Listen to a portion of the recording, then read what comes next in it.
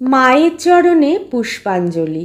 1960-এর দশকে অদ্বৈত আশ্রমে স্বামী ঈশানানন্দ শ্রী শ্রী মার স্মৃতিচারণকালে শ্রী শ্রী মায়ের চরণে যদুর পুষ্পাঞ্জলি দেওয়ার কাহিনীটি বলেছিলেন।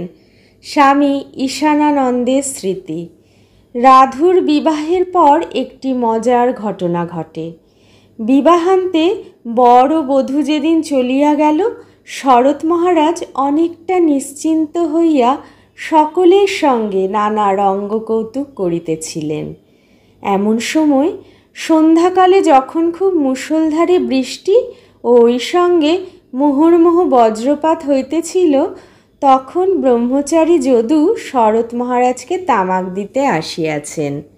মহারাজ বলিলেন, যদু, তুই এই সময় যদি 108টি পদ্য এনে মায়ের চরণে পুষ্পাঞ্জলি দিতে পারিস, তাহলে একদিনেই তার অশেষ করুণা ও আশীর্বাদ লাভ করতে পারবি এবং তোর নিত্য পদ্য দিয়ে পুজো করা এই একদিনেই সার্থক হবে।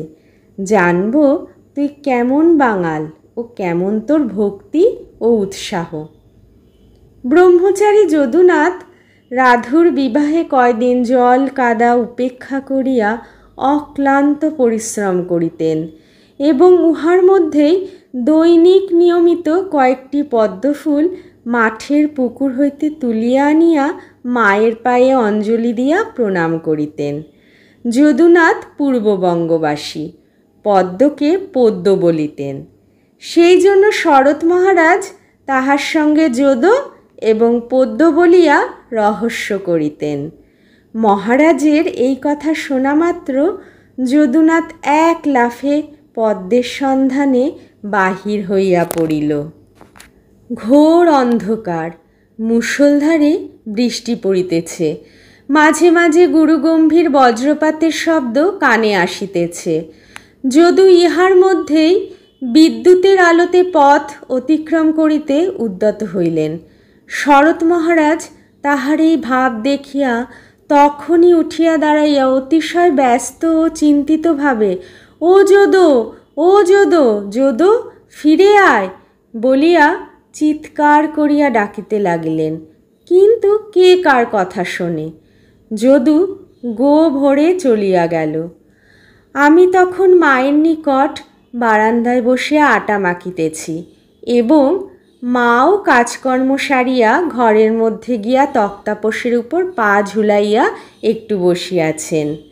প্রায় ঘণ্টাখানেক পরে যদু ভিজিতে ভিজিতে সেই ভীষণ দুর্যোগের মধ্যে মাইলখানেক দূরে মাঠের পুকুর হইতে 108টি পদ্মফুল তুলিয়া আনিয়া মায়ের দুটি পায়ে দিয়া সাষ্টাঙ্গ প্রণাম করিল। মা সকল কথা অন্যের মুখে শুনিলেন, নিজে কিছুই বলিলেন না। কেবল দুটি হাত যদুনাথের মাথায় দিয়া আশীর্বাদ করিলেন। শরৎ মহারাজও আর বিশেষ কিছু না বলিয়া শুধু বলিলেন, যা, তার যা ইচ্ছা তাই হবে। অসুখ বিসুখ কিছু করে না বসে বাঙাল। শুনিয়াছি ইহার কিছুদিন পরেই যদুনাথ ম্যালেরিয়ায় আক্রান্ত হইয়া কিছুদিন ভুগিয়া কনখল রামকৃষ্ণ মিশন সেবাশ্রমে সজ্ঞানে শরীরত্যাগ করে। ঠাকুর বলতেন, জন্ম জন্মান্তরের তপস্যা থাকলে মানুষ সরল হয়। এসব সরল ভক্তদের কাহিনী পড়লে মনে আসে, আমাদের কি ঐরূপ মায়ের প্রতি ভক্তি আছে? জয় মা।